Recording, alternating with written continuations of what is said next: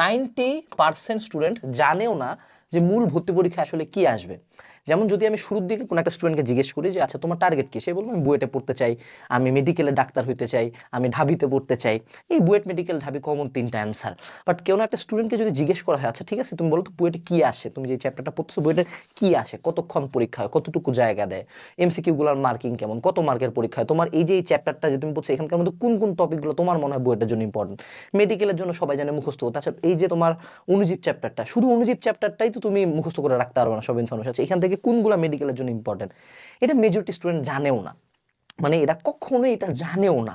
এবং ইভেন যারা ভিডিও দেখতেছো তোমাদেরকেই কোশ্চেন করি, তোমরা কয়জন জানো যে তুমি যে চ্যাপ্টারটা পড়তেছো এখান থেকে বুয়েটে মেডিকেলে বা ঢাবিতে কি স্ট্যান্ডার্ড কোশ্চেন আসবে, পিএসআর কোশ্চেনগুলো দেখছো?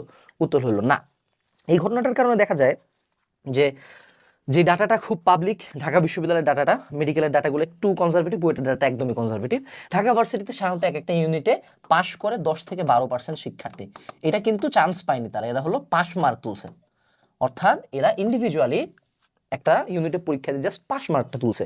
এবং এদের মধ্যে থেকে চান্স পায়, পাশ করা পাবলিকের মধ্যে 1% স্টুডেন্ট পায় হলো ওই বিশ্ববিদ্যালয়ে ভর্তি পরীক্ষায় চান্স।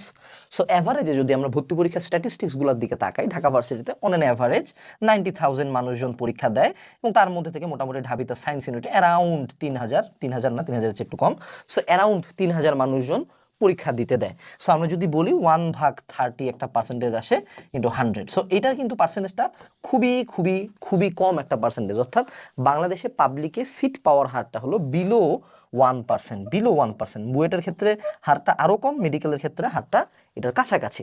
সো এইরকম একটা কম্পিটিটিভ সিনারিওতে যদি আমি পরীক্ষা দিতে চাই এবং আমি জানিও না কি আসবে, আমরা সবাই সৃজনশীল জানি, আমরা সবাই এমসিকিউ জানি, কিন্তু মূল ভর্তি পরীক্ষায় নিয়েই যেটা আমাদের মূল ফোকাস, অর্থাৎ কারণ জিপিএ 5 পাচ্ছে 1,22,000 বা 1,00,000 প্লাস মানুষজন, এর মধ্যে চান্স পাচ্ছে বুয়েটে 1,1200 সিট, ঢাবিতে 2-3 হাজার সিট, মেডিকেলে 3-4 হাজার সিট।